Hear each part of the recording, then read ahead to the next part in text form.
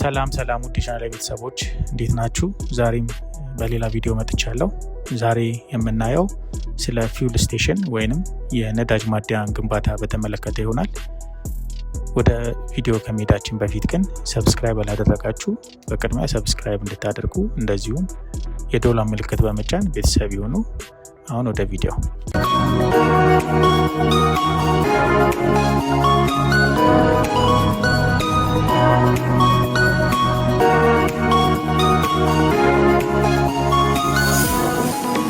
መጀመሪያ የምንጀምረው ከካኖፒ ስትራክቸር ይሆናል። ካኖፒ የምንለው እንግዲህ በተለምዶ ነዳጅ ማደያዎች ጋር ከርቀት የሚታየው ስትራክቸር ካኖፒ ይባላል። ወይንም የተለያዩ የነዳጅ ማደያዎች ሎጎ እና አርማ ተለጥፎበት የምናየው ከፍ ያለው ሼድ መሳያው ስትራክቸር ካኖፒ ይባላል ማለት ነው። ካኖፒ እንግዲህ ለተለያዩ ሰርቪሶች ወይም ለተለያዩ አገልግሎቶች ይጠቅመናል ማለት ነው። ከሚሰጡ አገልግሎቶች ውስጥም ለዌዘር ፕሮቴክት ለማድረግ ይጠቅማል። እንደዚሁም ደግሞ ኢኩዊፕመንት ፕሮቴክሽን ከስር የሚተከሉትን የነዳጅ መቅጃ ማሽኖች ወይም ዲስፔንሰር የምንላቸው እነሱም ፕሮቴክት ለማድረግ ይጠቅማል። እንደዚሁም ለሴፍቲም ለሴኩሪቲም አገልግሎት ይውላል። በተጨማሪም ደግሞ ለብራንዲንግ ቪዚቢሊቲ እና ለአድቨርታይዝመንት እንደዚሁ ጥቅም ይሰጣል ማለት ነው። ስለዚህ አስፈላጊ ነው ካኖፒ ማለት ነው ለነዳጅ ማደያችን። ስለሆነም ወደ ግንባታው በምንመጣበት ጊዜ እንደ መደበኛ የግንባታ ስቴፕ ሰብስትራክቸር እና ሱፐርስትራክቸር ይኖረዋል ማለት ነው። ሰብስትራክቸሩ አርሲ ኮንክሪት ስትራክቸር ነው የሚሆነው። ስለዚህ ኤክስካቬሽን ከጨረስን በኋላ ፋውንዴሽን ኮለመናችንን እንሰራለን። ከዛ በኋላ ቢማችንን እናስራለን ማለት ነው። ቢማችን ላይ ፕሌት መቅበር አለብን፣ ምክንያቱም ኮለናችን የሚቆመው ቢሙ ላይ ስለሆነ ማለት ነው። ስለዚህ ሱፐር ስትራክቸሩ ስቲል ስትራክቸር ስለሆነ ፕሌት ላይ ነው የሚታሰረው ማለት ነው። ስለዚህ እንደየዲዛይኖቻችን መጠኑና ሳይዙ ቢለያይም የካኖፒያችን ፕሌት ግን መቅበራችን አይቀርም ማለት ነው። ስለሆነም ኮለናችንን ፕሌቱ ላይ ወይ እንበይደዋለን፣ አለበለዚያም ደግሞ በአንከር ቦልት ይታሰርና ይቆማል ማለት ነው። ከዛ በኋላ ቢማችንን እናስራለን። ገርደር ቢማችንን ከላይ በኤጅ ሴክሽን ወይንም ደግሞ በአይ ሴክሽን በሆነ ቢም ይታሰራል ማለት ነው። ከዛ በመቀጠል እንግዲህ የምናየው ስታንዳርድ ሀይቶችን ነው። የካኖፒ ስታንዳርድ ሀይቶች 5 ናቸው ቁመታቸው ማለት ነው። ከግራውንድ ፍሎር እስከ ሲሊንግ ሶፊታቸው ድረስ ማለት ነው።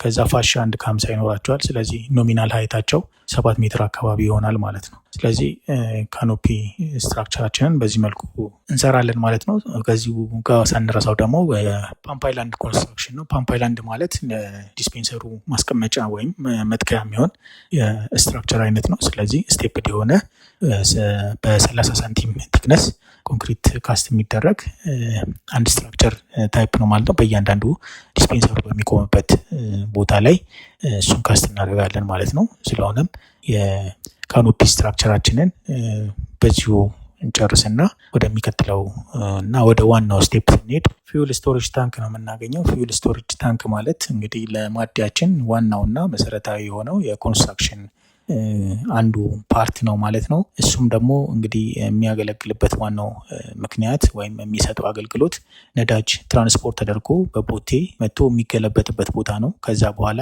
በሚዘረጉ ፓይፖች አማካኝነት ወደ ዲስፔንሰሩ እና ወደ ካኖፒው ሂዶ ወደሚፈለግበት ኢኩዊፕመንት ወይም ተሽከርካሪ ወይም ቬክል ደሊቨር የምናደርግበት ወይም ደግሞ ፊሊንግ የምናደርግበት መካኒዝም ነው ማለት ነው። ስለሆነም እንግዲህ ፊውል ስቶሬጅ ታንክ እንግዲህ 2 አይነት ስቴፖች አሉት፣ የግንባታ ስቴፖች አሉት። እነሱም የሲቪል ወርክ እና የኤሌክትሪኮ መካኒካል ስራዎች ይኖሩታል። ስለዚህ መጀመሪያ ሲቪል ወርኩን እናያለን። ሲቪል ወርኩን እንግዲህ ስናይ ያው የሚቀድመው ኤክስካቬሽን ነው።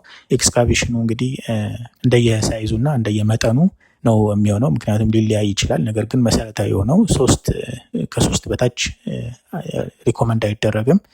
ምክንያቱም የግድ ነዳጅ ማደያው 1 ሬጉላር፣ 1 ዲዝል እና 1 ኬሮሲን ታንከሮች ሊኖሩት ግድ ነው። እንደዚሁም አቅም ካለና ፍላጎት ፍላጎቶቻችን ከ3ም በላይ ልናደርገው እንችላለን። ሪዘርቮችም ሊኖሩን ይችላሉ ማለት ነው። ስለሆነም ቀጥታ ወደ ኮንስትራክሽን ስራው ስንሄድ ኤክስካቬሽን እንሰራለን። ኤክስካቬሽን ስንሰራ ማስተዋል ያለብን ወይም ዋነኛው ስራችን የሚሆነው ከካኖፒው ከ10 ሜትር በላይ መራቅ የለበትም። ምክንያቱም ያ የሚሆንበት ምክንያት በግራቪቲ አማካኝነት ስለሆነ የሚሄደው እና ከዲስፔንሰሩ በሳክሽን ፓምፕ ስለሆነ የሚሳበው ከዛ ከ10 ሜትር በላይ ርቀት ካለው ሌላ ተጨማሪ ፓምፕ ያስፈልገናል ማለት ነው። ወይ እንደ ሰመርሰብል ፓምፕ ፕሮቫይድ ማድረግ ሊጠበቅብን ነው ማለት ነው። ስለሆነም ካኖፒያችን ከ6 ሜትር እስከ 10 ሜትር ባለው ርቀት ላይ ቆፍረን መቅበር አለብን ማለት ነው። ስለዚህ ወደ ቁፋሮና ወደ ኢንስቶሌሽኑ ስንሄድ በተሰጠን ሳይዝ መሰረት ወይም ደግሞ ባሰራነው ሳይዝ መሰረት ቁፋሮን እናካሄዳለን።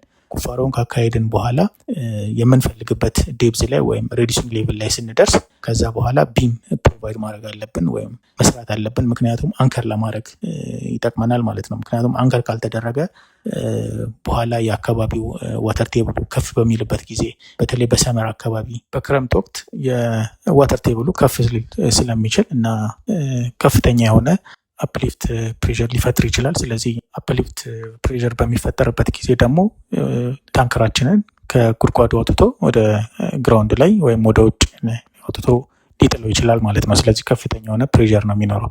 ስለሆነም አፕሊፍት ፕሬዠር ለመቋቋም ምንድነው ማድረግ ያለብን? ቢማችን ላይ አንከር ማድረግ አለብን ማለት ነው። እንደዚሁም ደግሞ የምንጠቀማቸው የፊሊንግ ማቴሪያሎች የተለዩ ማቴሪያሎች መሆን አለበት። ምክንያቱም ውሃው ወደ ግራውንድ ኦስሞስ በሚያደርግበት ጊዜ ፍሪሊ ፐርኮሌት እንዲያደርግና ያን አፕሊፍት ፕሬዠር እንዲቋቋመው ማለት ነው።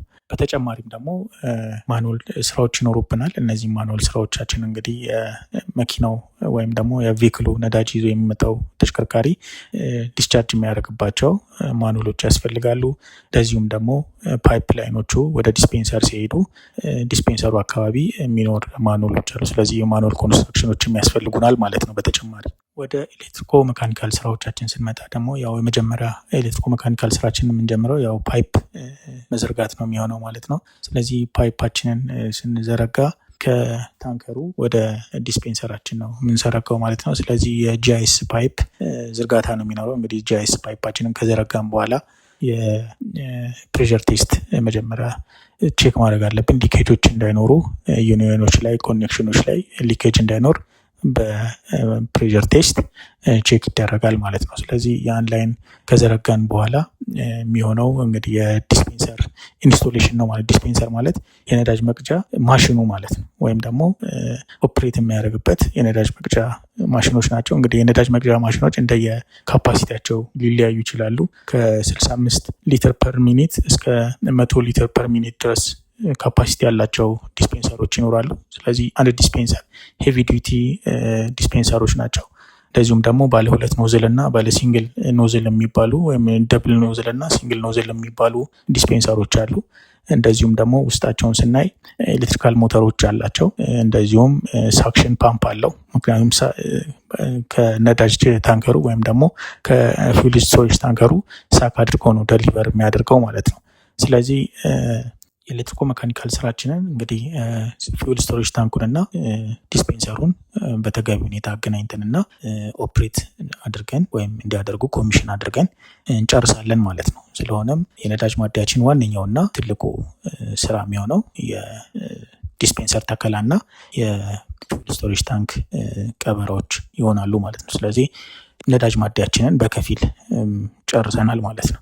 አሁን ቀጣይ ስራ የሚሆኑት ኮመንሊ የምንጠቀምባቸው የማደያችን ሰፊ የሆነ እና ተደራሽ የሆነ አገልግሎት እንዲሰጡ የሚያግዙት ኮመን የሆኑ ግንባታዎች ናቸው። እነሱም የመጀመሪያው ለተለያዩ ሰርቪስ አገልግሎት የሚሰጡ ህንፃዎች እና ለመኪና እጥበት አገልግሎት የሚሰጥ የካሮሽ ሰርቪስ ወይም ግንባታ ነው ማለት ነው። መጀመሪያውን ስናይ እንግዲህ ለተለያዩ አገልግሎቶች የሚውል አንድ ህንፃ ያስፈልገናል። እሱንም ህንፃ እንገነባለን።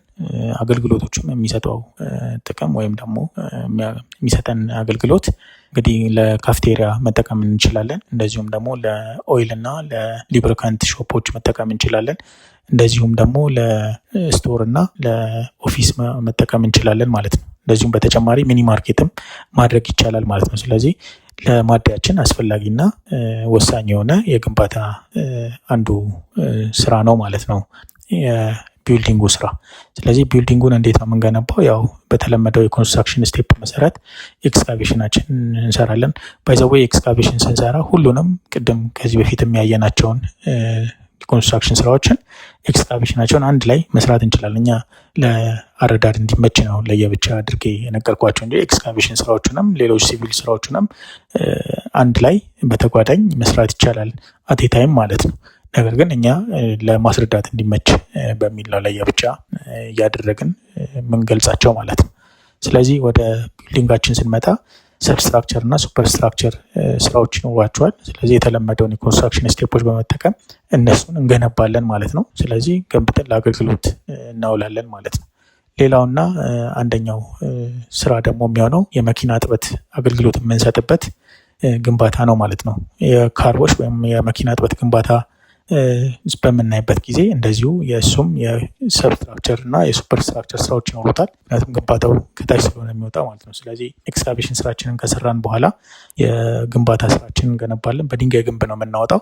ከዛ በኋላ ስላንት አድርገን ወይም ደግሞ ኢንክላይንድ አድርገን በተሰጠን ስሎፕ መሰረት እሱን እንገነባለን። ምክንያቱም መኪናው ከላይ ወጥቶ ነው የሚታጠበው፣ እንደዚሁም ዘይት የሚቀየርለት ማለት ነው። ስለዚህ እሱን በምንገነባበት ጊዜ መርሳት የሌለብን ነገር ኦይል ሰፓሬተር ፒት ያስፈልገናል። ኦይል ሰፓሬተር ፒት ማለት ውሃውና ዘይቱ ተደባልቆ ስለሆነ የሚወጣው፣ ስለዚህ ውሃውና ዘይቱ አንድ ላይ ወጥቶ እዛ ኦይል ሰፓሬተር ፒት ውስጥ ይገባል። ከዛ ከኦይል ሰፓሬተር ፒቱ ደግሞ ወጥቶ ለየብቻ ዘይቱ ለብቻ ውሃው ለብቻ ተለያይቶ ለተለያየ ዓላማ እንድንጠቀምበት ማለት ነው። ስለዚህ እሷን የኦይል ሰፓሬተር ፒት በተሰጠው ወይም በተቀመጠው ዲዛይን መሰረት እሷንም መገንባት ወይም ፕሮቫይድ ማድረግ ያስፈልጋል ማለት ነው። ስለዚህ በዚህ አይነት መንገድ ከሰራን በኋላ እንግዲህ የመጨረሻው የማደያችን የማጠቃለያ ስራ የሚሆነው ሳይት ወርክ ነው። ወደ ሳይት ወርክ እንግዲህ ስንመጣ ያው በተለመደው የኮንስትራክሽን ስቴፖች እና ሜቶዶሎጂዎች መሰረት ሳይት ወርካችን እንሰራለን።